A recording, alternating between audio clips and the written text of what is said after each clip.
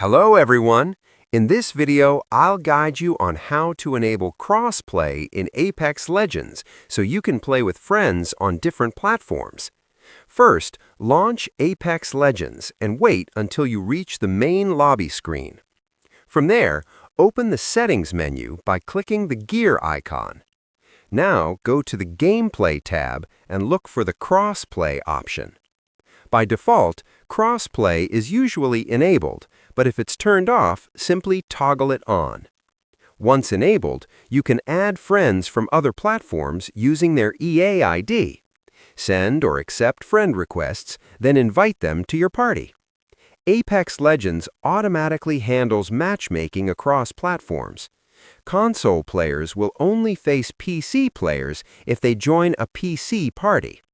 After this, you're ready to play together across platforms smoothly. Subscribe the channel for more videos.